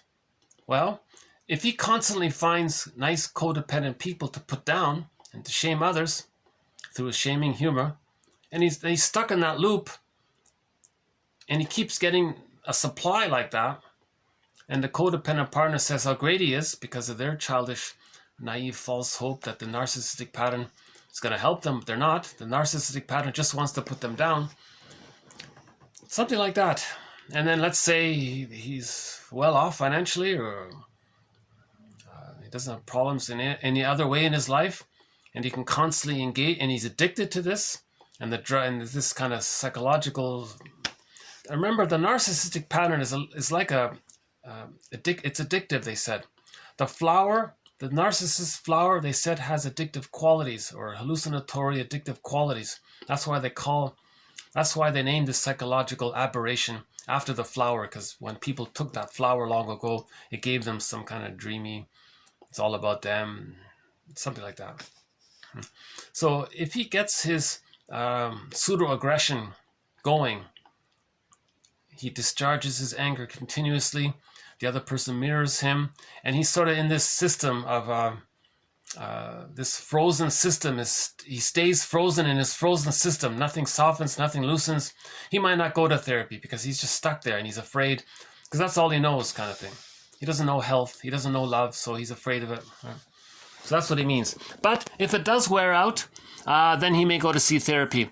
Okay, so one guy entered therapy because his pseudo-aggressive covering cloak had worn thin. Okay, so if it does wear thin, then he sees therapy. Then he can heal. One cannot understand the dysfunctional client without investigating via the analytic microscope. Okay, existential detective. The therapist is like a detective, Columbo, existential Columbo. Right? The child in the adult. We're looking for the child in the adult, the inner child of the past that's running the show. Okay? Going back to his early babyhood. Now, there are clues to his traumatic script from babyhood through his desperado trends throughout childhood and adolescence. Okay? So he was saying here that, Burglar was saying here that the baby has a traumatic script. There are clues to it all throughout childhood and adolescence. For example, in adolescence, that's the phase where a lot of people experience a sudden growth from boy to man. There's a transition there. If it's very stormy there, that's a clue that he's operating from the traumatic script. Usually it's a lot of these things, usually his traumatic script is hidden, but it comes out on occasion, like graduation from high school. It can come up there. Or in childhood, maybe there were some naughty things happening in childhood. So those are clues to his desperado trends, meaning clues to the traumatic script. Yeah. So Bergner says, we're looking for the traumatic script, and we have some clues by how he describes his childhood and his adolescence.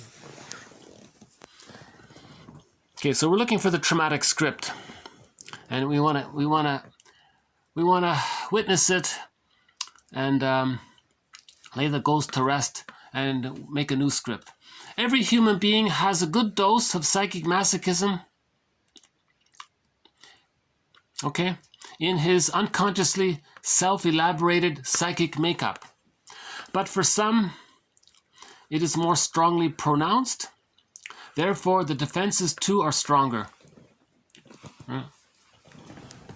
So obviously, if a person has extreme prejudice, that's an extreme defense. That's in proportion to the extreme trauma. Prejudice is a sign of trauma. Prejudice is a sign of the splitting. He can't deny one side. He can't accept two sides. He's all good and they all bad. Prejudice means splitting. But prejudice is a mirror. Prejudice is confession of the mirror. Prejudice is a mirror for the person to be able to see that he has unconscious ambivalence, that he's still using splitting. Once he recognizes that he's still using splitting, thanks to his prejudice, ironically, his prejudice is helping him to heal, right? If he can recognize that, okay, because prejudice means splitting, then he thinks, wait a minute, splitting precludes the self, splitting precludes happiness, mutuality, I'm okay, you're okay, aliveness of affect, splitting precludes the golden ball, the treasures of the self, splitting precludes creativity, tenderness, gratitude, love, affection, aliveness of affect. You mean, oh my God, he really lost a lot. So splitting can show him that prejudice can show him that he has splitting. Splitting can show him that he didn't differentiate from the mother. Right? He's bonded too much to her, to the point where he is her. And that's why he's so angry. And he's got to think that he's okay, because the baby had to think the mother was okay. Remember the goddess? So he has to think the mother is okay to deny that the mother was the devouring witch. So he's still using splitting. So his extremity comes from the babyhood scenario where the baby can't accept that the mother is the devouring witch. Again, from their perspective, they hallucinate that the mother is a divine goddess. Okay, so in prejudice, so they identify with the fake goddess image. They say that they're the fake god, they're a god, right? They think they're so great. And the other is the devouring monster, and they keep it separate. So they're all good and they're no good. Again, when he says they're no good, he's talking about himself. He's talking about his unconscious ambivalence. He's talking about what happened to him in childhood. You see, if he can recognize the splitting, he knows what happened to him in childhood, right? Prejudice is helping him to point to the direction of that. So prejudice is a mirror. Prejudice is a mirror for the splitting defense mechanism. Right? And we talked about how religion promotes the splitting defense mechanism because splitting is a tool of the plunder system. In order to plunder, you need people with the prejudiced personality. So religion says, go on people, just fantasize that you're bonded to the goddess, substitute breast mother in the sky, deny the other side, and just keep it like that. Okay? Keep the splitting going. Okay? Put your money in the basket, and they walk out not healed. They just reinforced the babyhood mechanism that they adopted in childhood. Religion says keep on using it because we need you to be prejudiced because you're tools for the plunder system. Right? So the plunder system was born 10,000 years ago with the birth of agriculture, according to one author, one theory. Because when we discovered agriculture, our brains adjusted to a new level of serotonin. Serotonin means safe. You feel safe, so you get serotonin. Okay, all of that food made us feel super safe. And then the brain sent us serotonin. And then maybe there were weather problems, so people panicked. So they decided they got to plunder. Now, how do you plunder? Everybody has a tolerant personality. For 150,000 years, all babies got a secure attachment style. It's normal Homo sapiens. Homo sapiens are put on this planet or have evolved on this planet to cooperate, not compete. Right? So the temperament of Homo sapiens for 150,000 years is calm. It's an adult personality, humble, modest, kind, warm-hearted, caring, playful, affectionate. The laughter is sincere, the playful. There's no cynicism, there's no sardonic humor, no black humor, no prejudice, none of these kinds of things. At worst, they said what they had was some occasional jealousy, but it was minor. Nothing very severe. There was no schadenfreude back then. Everyone thought that they were okay and others was okay, so hence they could all cooperate. But with the birth of the sudden influx of serotonin to the brain, thanks to the discovery of farming, that created a unique situation for Homo sapiens. Right? Because when a person doesn't get what gave them that serotonin, they feel stress. Out of the stress, they're going to panic to want to maintain that level of serotonin. They're not aware of what's going on in the brain. So they panic. So they decided, we got to invent people to become prejudiced. Because if we can make people prejudiced, then we can get some people to think they're okay and others are not okay. And then when we do that, then that makes it easy to get the victims to do all the work, to create a pool of poorly paid workers. Horrifying scenario. It's a huge aberration, a huge mistake. Feels to me like one. We should have been more mindful about our discoveries and been a little more calmed down a little bit and think about things a little bit. What's it doing to us, these new discoveries? Slow it down a little bit, or talk about it, have some checks in place, or really spend time around it. But people, I don't know what happened, right?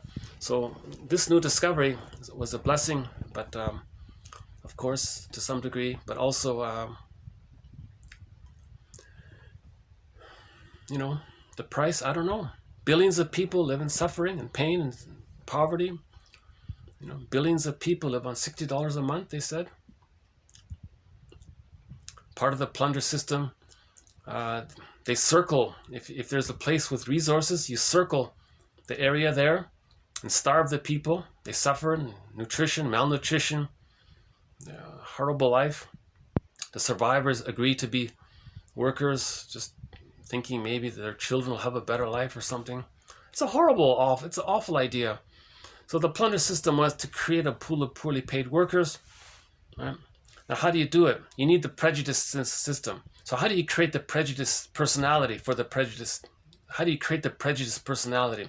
At the time of agriculture or sometime after, they got the idea, wait a minute, if we remove the babies from the mothers, they'll feel immense shame and shock and trauma by that. They'll identify with that aggressive act, and that'll lead to the us and them mentality. And they'll be the tools for the plunder system. Then they feel all of their anger at their mother, they'll displace onto innocent others. Those innocent others will be the victims, and then they're forced to do the work. And then the plunderer side seizes it all, right? And then it's an awful system because I feel. Okay, I have to clarify something here. We have a thread in this series on the psychodynamics of prejudice. So there's the psychology of it, but to be balanced, one author said you have to include the sociological side to be balanced. So I'm trying to be balanced to include the both sides because they feed back and forth into each other. So the plunder, the accident, let's say, quote unquote, of finding, not the discovery, of finding agriculture. It was innocent. Maybe it was just all very innocent. We just didn't know. Nobody to blame here. We're just trying to understand. We're not trying to point fingers. We're trying to understand it. Right? So we panicked, and I'm surprised that people would do that But maybe the panic was so, what do you call here? The zest? I keep forgetting this phrase here.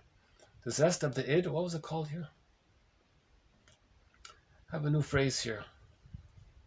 The insane zeal of the id. That's an interesting phrase. So, the insane zeal of the id. If we were so terrified and frightened, the insane zeal of the unconscious panic got us to not took away our reasoning, and the emotionalities co-opted our reasoning abilities to create rationalizations. Now we say, well, make some excuse. Whatever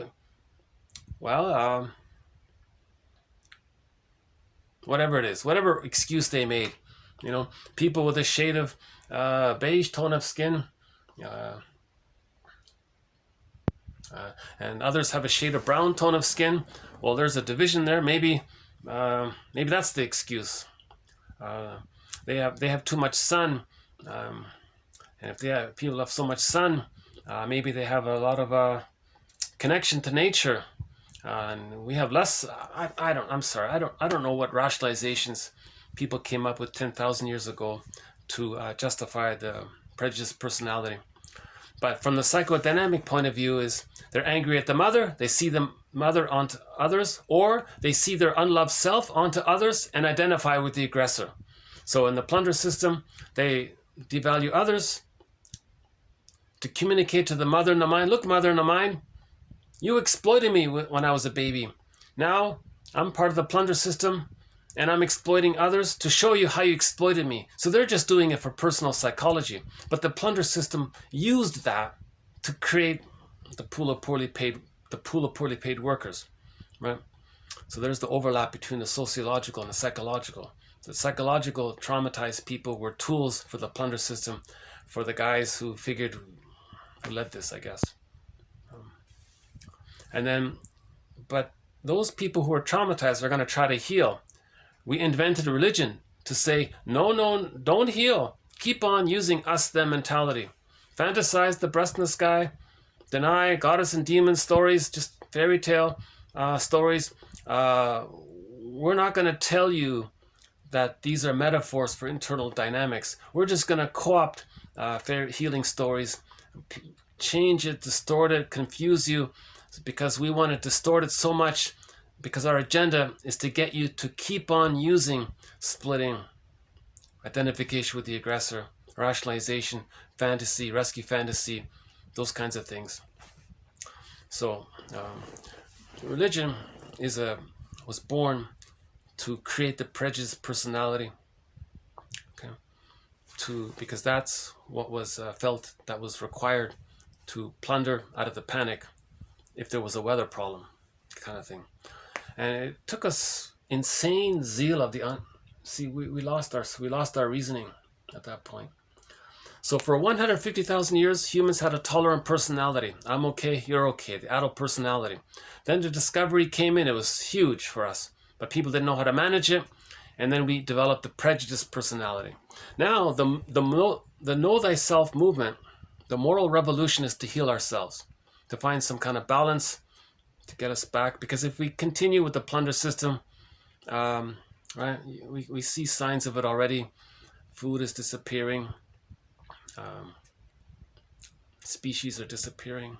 It's really, and this manic panic of the greed, people are they're caught up in this insane zeal of the id.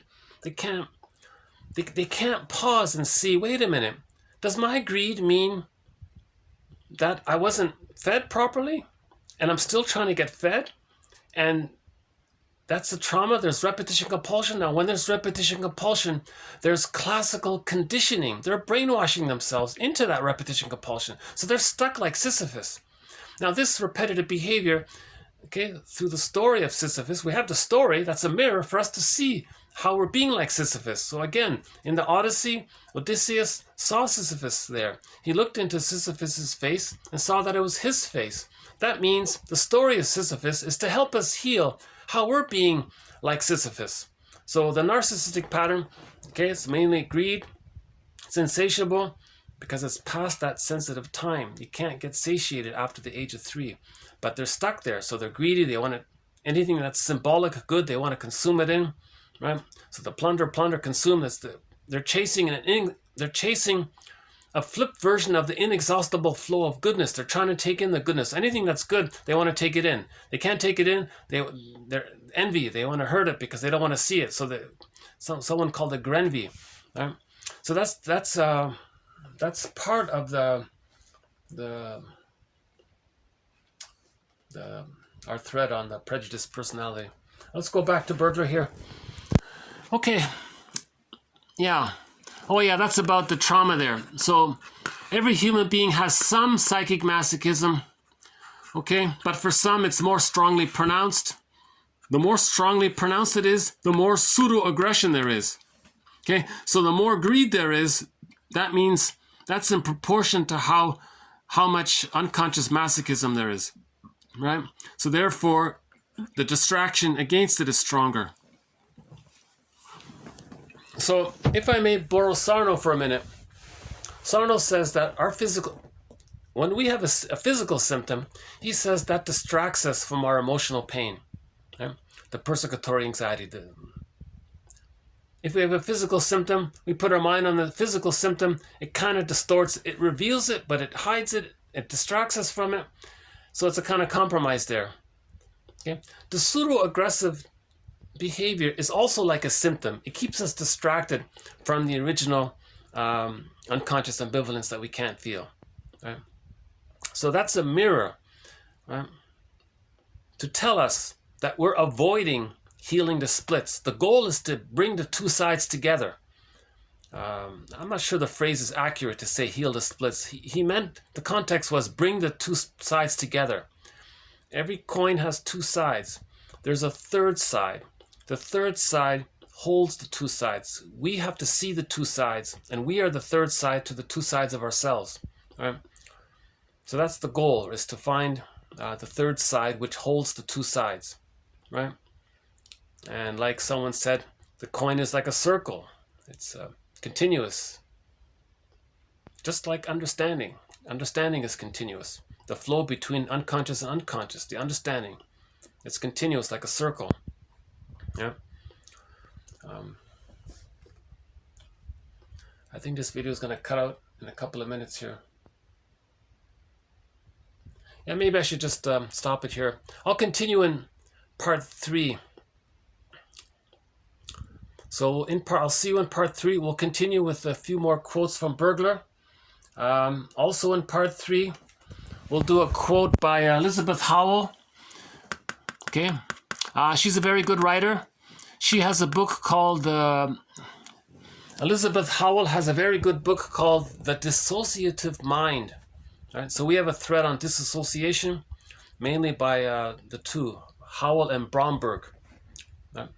Philip Bromberg and Elizabeth Howell, to my mind, are sort of the current leaders in this understanding of the disassociation. Again, the baby can't flee, the baby can't shield himself or fight back to his mother to get her to stop it or something. So how does he escape when there's no escape? What does the baby do? He's in his mother's arms. The mother's forcing him to feed. He doesn't want to feed. The mother's, feed, baby. It's according to the schedule. He says, no, I'm not hungry. He can't escape. He can't fight. He can bite, maybe, I guess. Then maybe he's punished. And the mother's still doing it again. Puts the ball. Some mothers are so aggressive in their breastfeeding. It's unbelievable. I'm surprised how misattuned, how easy mothers can be so misattuned. That's why it's so sensitive that the baby be handed to the mother. Again, barring special emergencies, the baby's handed to the mother. That allows her to be attuned. That allows her to be a mother when the baby's handed to her right away. If the baby's removed, the mother doesn't know how to be a mother anymore. Right? So the baby's stressed out. How does he escape when there's no escape? It's called disassociation. Flight in the mind. Yeah. Now, when there's flight in the mind, one author says he can't even perceive the mother's harmful actions. He can't even see it, but it's there in his brain somewhere, but he can't recognize it. So there's a split there. It's recorded, but he's far away from it, right? So Bromberg and Howell talk about this one here. So we'll add a quote from Howell there. Yeah, that's going to take a minute to explain that one. We'll do another one. We'll do another quote of some author referencing the work of Masterson. Good. And we'll do another one about Willy Loman. Okay, so we got a quote from that fictional character, Willy Loman. So I'll see you in part 3. We'll talk about Willy. And the 4. Okay, another one here. Now this one here by Roseman, the last one here, 2051. This is the one I was referring to at the beginning of this video about the hook. Someone sees something they don't know about themselves, put it onto others. They put their own bait onto someone else, and they think, oh, there's a bird. Hold on, let's see. No, there he goes. Okay.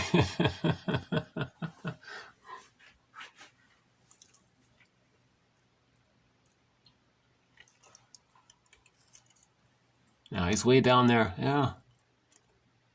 Oh, he just landed on top of the tree. I don't know if you can see it, but he's just sitting right on the very tippy top of that tree there. He looks like an ornament on top of a tree. Yeah.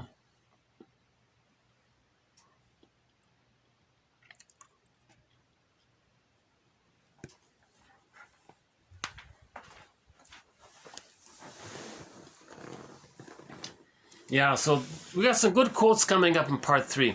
I highly recommend part 3. I think in part 1 and part 2, I've sort of provided a general overview and general discussion about just a few of the points in this collection, 1001 Windmills of the Mind. Remember, we have 30 topics, 30 themes, 30 threads. There's no way it can be presented all in one video. We're just getting little pieces of it here. It's all cyclical because we come back to these quotes. Like, for example, early in the series, we have some quotes on projective identification, coaxing others to demonstrate what's denied within you so you can keep it repressed. If you see it outward, it's distraction. You see it outward, then you don't think it's withinward. And they're possessing something that's about you. Right? Now you feel hooked by that. Now you're attracted to them, right? So you hate the other person because there's something about us. The projector has something within has a memory of him, of how he feels that he was unloved, right? How he was that's the self-hated part, right? He doesn't want to see that. It's too painful. So he sees it in the other person. Now that's like a hook, a bait. Now now there's a hook there at the same time, because he wants to be in touch with it and either see it outward or have the fantasy that through the connection with the other person that they can hold it for them and maybe theoretically return it to them in a better form. Like for example, when the baby's nursing, if he's stressed out, the mother does some soothing moves, and then the baby is returned. His stressful moment is returned to him in a peaceful moment. So the mother's affect regulation, soothing him. So he may fantasize that maybe the other person can soothe him. So he's very attracted to the person he says negative things to. The negative things, it's within, but he can't admit it. He gives it to the other person with the hope that either it stays out so it doesn't stay within, or with the fantasy that the other can manage it. And through the association with the other person, maybe he can feel, he can accept his own thing. You see? So projective identification is a replay of that baby dynamic at the breast, where if the baby's stressed, the mother picks it up, he responds. The baby sends something, sends a message, the mother picks it up, she manages it, and she responds in a way, then the baby feels soothed.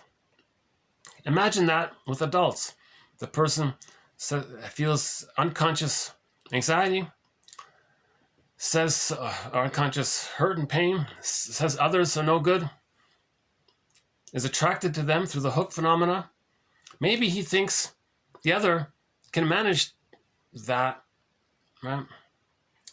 And somehow through their connection, maybe he thinks he can, in his fantasy, absorb it back in. He can't do it. No person, no adult is the breast for them. But that, again, that's a mirror for them to see that the mother was misattuned or malattuned.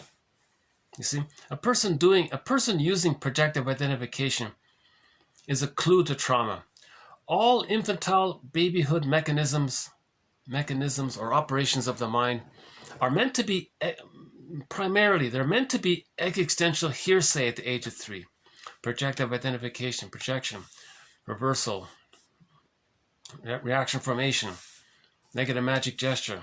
A lot of these things are meant to be existential, the splitting, of course, are meant to be the moral defense. They're meant to be existential existential hearsay.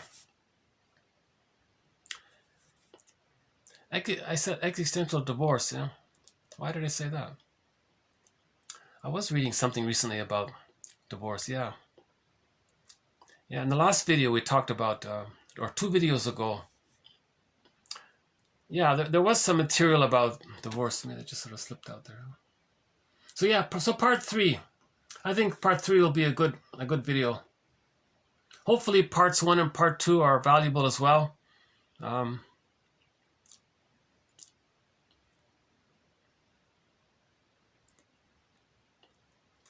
Part of the reason I let myself feel okay with me babbling on for a while is because I perfectly realize somebody can just click the see below link here in this YouTube channel, and the quotes are all posted below. So they have the quotes there. That's what this is all about, the quotes. My discussion, my commentary, it's my attempt to share. It's my attempt to process them and learn them myself. It's part of my journey too, to present it. To learn it. And I realize as well, if I can get to a place where I can present it in a very calm, useful way, that can be a sign that I'm dealing with my anxiety, that I'm healing from my anxiety. Yeah. I realize it might, I'm confident that if someone watches my video and they feel, boy, this guy is so anxious, I'm not going to watch this. I get that. So that's why the quotes are posted below. And the quotes posted below fits in with Robert Bly's advice. Robert Bly, one of our guest mentors, he says, read psychology for 10 minutes every day. Right? Just forgive psychology for the jargon. Find what you like. Find what's interesting, of course. There's a wealth of material. Of course, don't make it uncomfortable. Choose 10 minutes worth that's pleasurable and do that every day. Find 10 minutes of pleasurable, interesting reading in the area of psychology. Start with the Enneagram, start with Karen Horney, start with James Masterson. I wouldn't start with Edmund Burglar, but maybe later on, Edmund Burglar. And I wouldn't start, so Melanie Klein, Margaret Mahler, and William Fairbairn, that's a little difficult. I wouldn't start with those, but eventually see if you can get to those. I haven't read all of their material, actually. But Karen Horney's easy to read. Masterson's easy to read. Those 2 are excellent. So Karen Horney's book is called Our Inner Conflicts. Masterson's book is called The Search for the Real Self. Okay, we got the Enneagram. We got the comic here. We got Chinnin's work here. Right? Chinnin's 4 books. And of course, the self-help literature is filled with material about codependency and so on.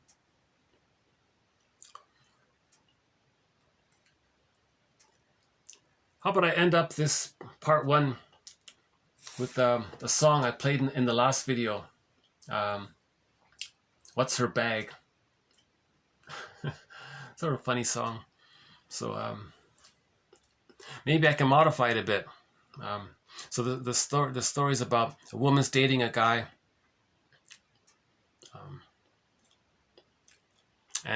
yeah,